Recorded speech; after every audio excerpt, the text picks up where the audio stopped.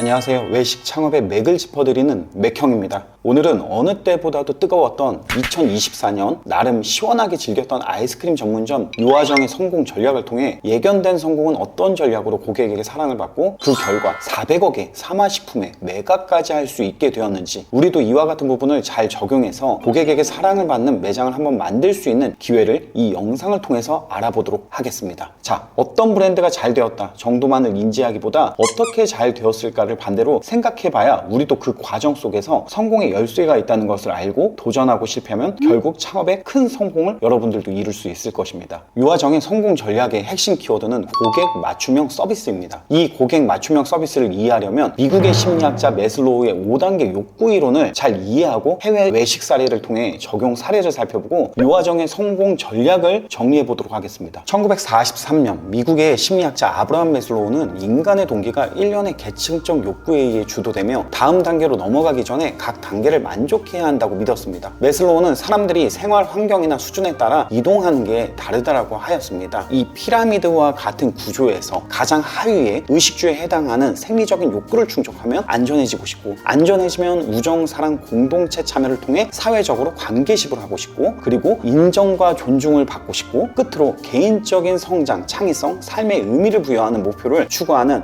마지막 최종의 자아 실현 단계에 이른다고 합니다. 이것은 환경이나 생활 수준에 영향을 받기 때문에 국가 간에도 차이가 발생합니다. 선진국일수록 GDP가 높을수록 자아 실현의 최종 단계에 빨리 이르게 됩니다. 국가도 1차 산업혁명은 증기기관 발명과 방적기를 통해 의식주를 위한 삶을 살았고, 2차 산업혁명은 안전의 욕구에 해당하는 에디슨의 전구 개발로 공장 컨베이어 벨트를 통해 대량 생산이 가능한 삶을 살았으며, 3차 산업혁명은 IT 발달로 사회적 욕구에 해당하는 연결고리를 형성하였습니다. 4차 산업혁명은 사물 인터넷 및 인공지능 기반의 초연결 세대로 이게 바로 자아 실현의 단계에 해당하여 개인의 심박수와 건강을 담당하는 제품이 많이 나왔으며 고객 중심형 맞춤형 서비스를 각광받게 되었습니다. 이게 바로 외식업까지 흐르게 되었는데요. 이제는 전 세계적으로 성공한 브랜드들이 고객 맞춤형 서비스로 어떻게 성장했는지 한번 이야기해 보도록 하겠습니다. 자, 스타벅스, 서브웨이, 그리고 우리나라의 요아정 아이스크림 브랜드가 그 대표적인 사례인데요. 이들의 공통적 성공 전략을 통해 우리도 배울 수 있는 점이 매우 많습니다. 그럼 바로 시작해 보도록 하겠습니다. 자, 먼저 스타벅스를 예로 한번 들어보도록 하겠습니다. 미국 스타벅스는 고객이 메뉴를 자신의 취향대로 커스터마이징 할 수 있는 시스템으로 유명합니다. 단순히 커피를 주문하는 것이 아니라 에스프레소의 샷의 개수, 우유의 종류, 시럽의 양까지 고객이 직접 선택할 수 있어요. 이 자유로운 주문 방식이 바로 스타벅스가 세계적으로 인기를 끌 수 있었던 핵심 중 하나입니다. 이러한 전략은 고객이 단순히 소비자가 아니라 자신만의 독특한 경험을 만드는 주체로서 느끼게 합니다. 바로 이 점이 스타벅스의 강점입니다. 고객이 스스로의 메뉴를 디자인하는 느낌을 주면 그 만족감이 브랜드의 충성도로 이어지게 되는 거죠. 얼마 전에 유퀴즈의 구글에서 퇴사해서 나와서 다양한 일을 하고 계시는 분의 이야기가 방송을 탔는데요. 그분이 다양한 아르바이트 일을 하면서 스타벅스라는 곳에서 카페에서도 일을 하게 됩니다. 그런데 신기한 경험을 했다는 게 바로 이와 같은 거죠. 고객 맞춤형 서비스에 대한 경험을 이렇게 하게 되셨다고 합니다. 바닐라 라떼를 주문해서 단순히 커피를 추출하고 밀크를 넣고 그러고 시럽을 넣으면은 바닐라 라떼 완성 아니야? 했는데 끝난 줄 알고 anything else 딱 했더니 디카페인 50과 카페인 50으로 해달라. 그래서 그렇게 또 만들었는데 anything else 딱 했더니 중간 사이즈를 시켰는데 컵은 큰 컵으로 바꿔줘라. 한 번에 뜨거운 거 먹을 때 와랑 먹을 수 있으니까 큰 컵으로 바꿔줘라. 해서 뭐 그것까지 이해할 수 있어서 anything else 했더니 마지막에 휘핑크림은 바닥에다가 깔아줘라. 내가 빨대로 먹어야 되는데 휘핑크림 먼저 먹고 싶다.